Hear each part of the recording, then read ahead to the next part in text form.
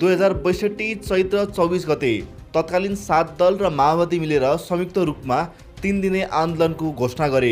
यसको केही महिना अगाडि आश्चर्यपूर्ण ढङ्गले इन्डियाको दिल्लीमा 7 दल र माओवादी बीच 12 बुँदे समझदारी भएको थियो। एकलौटी रूपमा शक्ति हातमा लिएर बसेका राजा ज्ञानेन्द्रले सुइँकोसम्म पाएका थिएनन् कि अब के हुनेवाला थियो।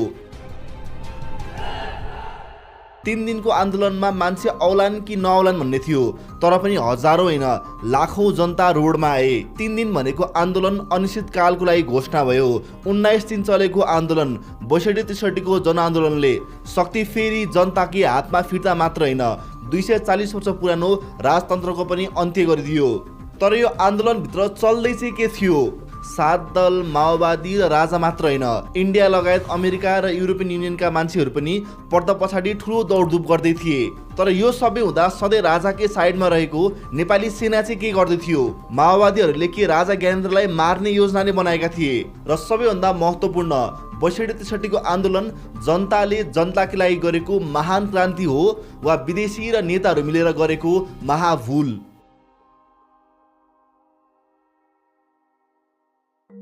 राजा, माओवादी र 7 दलबीच घुमिरहेको नेपाली राजनीतिले 2062 मङ्सिर 2 गतेपछि एउटा नयाँ मोड लियो। यी 3 समूहमध्ये कुन 2टा समूह मिल्छन् भन्ने स्पष्ट थिएन। सबै पक्षले एकअर्कासँग मिल्ने कुरा पनि गरिरहेका थिए, जसमा राजा ज्ञानेन्द्र र माओवादी नेता प्रचण्ड बीच हुन आँटेको गोप्य भेटको बारेमा त हामीले पहिले नै यो भिडियोमा कभर पनि गरिसकेका छौँ। तर पनि मङ्सिर 2 गते भारतको दिल्लीमा नेपालको 7 दल र माओवादी नेताहरू बीच समझदारीको मस्यौदा तयार भयो। सुरुमा 18वटा बुँदा भए पनि पछि बाबुराम भट्टराईले त्यसलाई 12वटा बुँदामा झारे। नेपाली काङ्ग्रेसका कृष्णप्रसाद सिटौलाले त्यसमा केही शब्द हेरफेर गरे र अनि तयार भयो 12 बुँदे समझदारी, जुन 62-63 को जनआन्दोलन र नेपालमा राजतन्त्रको अन्त्यको जग बन्यो।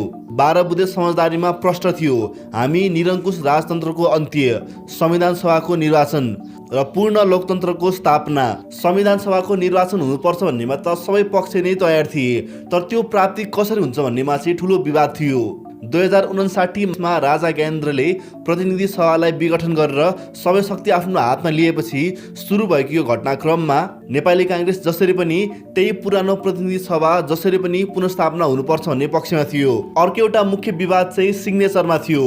12 बुँदे समझदारीमा सबै पार्टीले एकैचोटि साइन गर्ने कि आफै नै छुट्टै त्यो सम्झौता घोषणा गर्ने भन्नेमा विवाद थियो। नेपाली काङ्ग्रेसका गिरिजाप्रसाद कोइरालाले भने अन्तर्राष्ट्रिय